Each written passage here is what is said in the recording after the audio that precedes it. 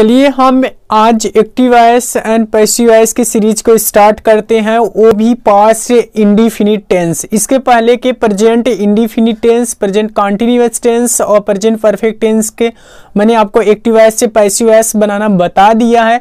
आज की वीडियो में हम आपको पास्ट इंडेफिनिट टेंस का एक्टिव वॉइस से पैसिव वॉइस कैसे चेंज करते हैं उसको देखते हैं। पास्ट इंडेफिनिट टेंस में जो टेंस का सेंटेंस होगा उसमें हेल्पिंग वर्ब डिड का प्रयोग किया जाता है, और पैसिव वॉइस में जब पैसिव वॉइस में हम चेंज करेंगे तो वहां पर जो हेल्पिंग वर्ब हम यूज करते हैं वो होता है वाज और वर होता है।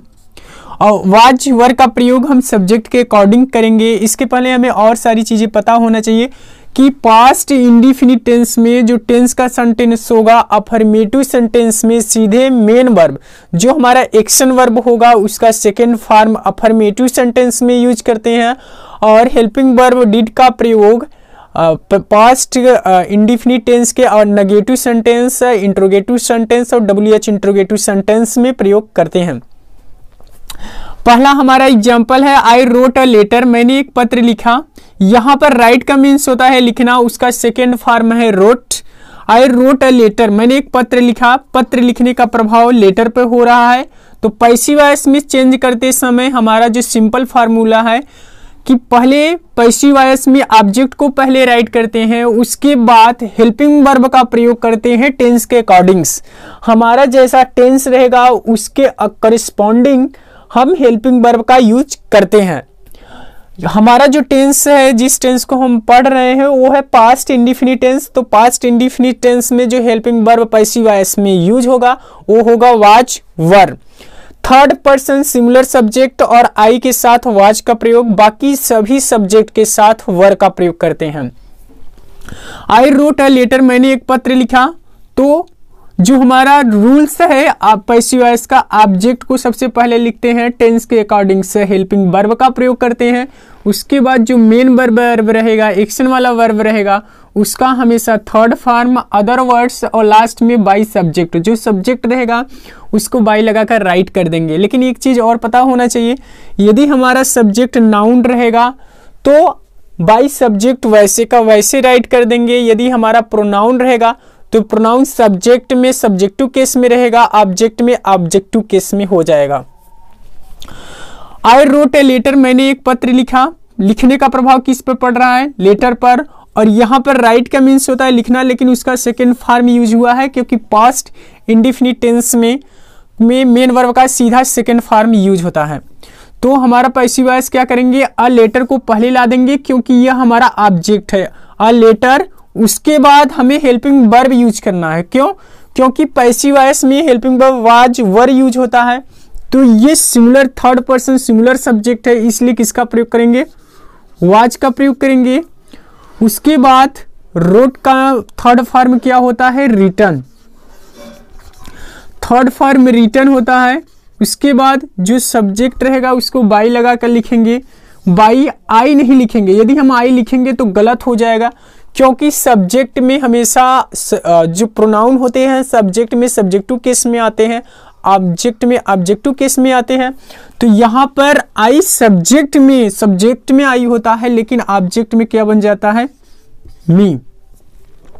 उसके बाद हमारा सेकेंड एग्जाम्पल है राम हेल्प्ड हिम, राम उसकी सहायता किया। तो यहाँ पर पैसिव वॉइस बनाएंगे, लेकिन यहाँ पैसिव वॉइस बनाते समय बहुत सारी चीजों को हम सीख सकेंगे। सिंपल सा रूल है, ऑब्जेक्ट को पहले लाते हैं, उसके बाद हेल्पिंग वर्ब यूज। ऑब्जेक्ट यहाँ हिम है, हिम ऑब्जेक्ट में है, लेकिन जब इसको हम सब्जेक्ट के स्थान पर लाते हैं तो यहाँ ही बन जाता है। सबसे इंपॉर्टेंट पॉइंट, क्योंकि हिम तो ऑब्जेक्ट के प्लेस पर है, उसको जब हम सब्जेक्ट में लाएंगे तो उसका सब्जेक्टिव फॉर्म राइट करना होता है। यदि हम ऑब्जेक्टिव फॉर्म ही राइट कर देंगे तो गलत हो जाएगा। केवल नाउन सब्जेक्ट में हो, ऑब्जेक्ट में हो या कहीं पर भी हो, अपने नाउन के ही फॉर्म में होता है, लेकिन जो प्रोनाउन होता है सब्जेक्ट में सब्जेक्टिव रूप में, ऑब्जेक्ट में ऑब्जेक्टिव रूप में रहता है। यहाँ हिम जो है ही से ही बना है, तो ही हमारा जो हिम है हमारा ऑब्जेक्ट में हिम है, लेकिन सब्जेक्ट में जब आएगा तो ही बन जाएगा सबसे इंपॉर्टेंट पॉइंट। जैसे यदि हम स्कूल में रहते हैं तो वहाँ पर हमारा लैंग्वेज वेशभूषा स्कूल जैसा होना चाहिए, लेकिन जब हम घर पर रहते हैं तो हमारी वेशभूषा और हमारा जो लैंग्वेज होना चाहिए घर पर अपनी भाषा में, अपने व्यवहारिक भाषा में होना चाहिए।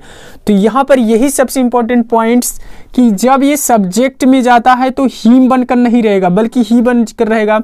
उसके बाद हमें हेल्पिंग वर्ब यूज करना है। Helping verb third person singular subject है, इसलिए किसका प्रयोग करेंगे? वाज का। हेल्प का मीन्स सहायता करना, उसका सेकेंड फॉर्म भी हेल्प वर्ड होता है, थर्ड फॉर्म भी हेल्प वर्ड होता है। तो यहाँ पर ये सेकेंड फॉर्म है लेकिन यहाँ पर थर्ड फॉर्म में है। उसके बाद बाई, ये देखिए राम हमारा नाउन है, नाउन नहीं चेंज होता है बल्कि प्रोनाउन चेंज होता है। राम हमारा किसी व्यक्ति का नाम नाउन है तो नाउन वैसे का वैसे राइट हो जाएगा। उसके बाद second example, she did not wash the clothes, वह अपने कपड़े को नहीं धोई। तो यहाँ पर हमारा ऑब्जेक्ट क्या है? The clothes. जो वॉश है उसका प्रभाव किस पर पड़ा? The clothes. एक से ज्यादा की बात कर रहा है, द क्लॉथ्स को पहले ला देंगे, द क्लॉथ्स। उसके बाद ये थर्ड पर्सन सिंगुलर सब्जेक्ट और आई को छोड़कर है, इसलिए किसका प्रयोग करेंगे?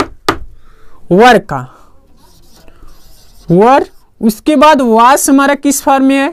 फर्स्ट फॉर्म में, लेकिन इसका सेकेंड फॉर्म क्या हो जाएगा? वाश्ड। और उसके बाद हम बाई लगाएंगे, बाई लगा देंगे बाई सी। सी सब्जेक्ट में सी होता है, ऑब्जेक्ट में क्या बन जाता है? हर। उसके बाद हमारा नेक्स्ट एग्जांपल है, did she wash the clothes, क्या वह कपड़े को साफ की। तो यहाँ पर जैसे टेंस के सेंटेंस में हेल्पिंग वर्ब पहले है वैसे ही पैसिव वॉइस के सेंटेंस में हेल्पिंग वर्ब पहले होगा, लेकिन अंतर बस इतना है कि टेंस के सेंटेंस में सब्जेक्ट के अनुसार हम हेल्पिंग वर्ब प्रयोग करते हैं, लेकिन पैसिव वॉइस में ऑब्जेक्ट के अनुसार हमें हेल्पिंग वर्ब प्रयोग करना होता है। तो यहाँ पर द क्लॉथ्स हमारा ऑब्जेक्ट है, द क्लॉथ्स को पहले ला देंगे द क्लॉथ्स, लेकिन द क्लॉथ्स यहाँ पर लाएंगे द क्लॉथ्स। यहाँ पर ये प्लूरल सब्जेक्ट है और प्लूरल सब्जेक्ट के साथ हम हेल्पिंग वर्ब क्या यूज करेंगे? वर। जैसे टेंस के सेंटेंस में हेल्पिंग वर्ब प्रयोग हुआ है वैसे ही पैसिव वॉइस में यहाँ सब्जेक्ट के अनुसार यूज हुआ है, यहाँ ऑब्जेक्ट के अनुसार यूज हुआ है। क्योंकि पैसिव वॉइस में helping verb was were use होता है, लेकिन टेंस के सेंटेंस में डिड यूज होता है। वर द क्लॉथ्स। उसके बाद हमारा जो मेन वर्ब है उसका थर्ड फॉर्म वॉश्ड। यदि यहाँ पर यह सेंटेंस नेगेटिव रहता तो यहाँ सब्जेक्ट के बाद नॉट लगाते, यहाँ ऑब्जेक्ट के बाद। Were the clothes washed by C subject में, ऑब्जेक्ट में क्या हो जाएगा? हर, लास्ट में क्वेश्चन मार्क। ध्यान देने वाली बात यह है कि यदि यह सेंटेंस नेगेटिव हो जाता, यहाँ पर नॉट आ जाता, तो यहाँ सब्जेक्ट के बाद नॉट राइट करते, यहाँ ऑब्जेक्ट के बाद नॉट राइट कर देते, जो इंट्रोगेटिव सेंटेंस का नियम है। इंट्रोगेटिव सेंटेंस का क्या नियम है कि हमेशा सब्जेक्ट के बाद नॉट का प्रयोग करते हैं। यदि दो हेल्पिंग वर्ब है तो सब्जेक्ट के बाद एक नॉट लगाएंगे, उसके बाद हेल्पिंग वर्ब को राइट किया जाता है। उसके बाद हमारा सेकेंड एग्जाम्पल है क्वेश्चनिंग वर्ड वाला, when did see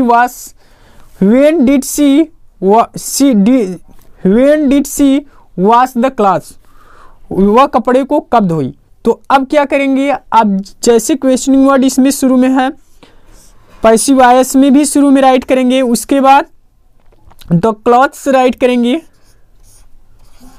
the clothes.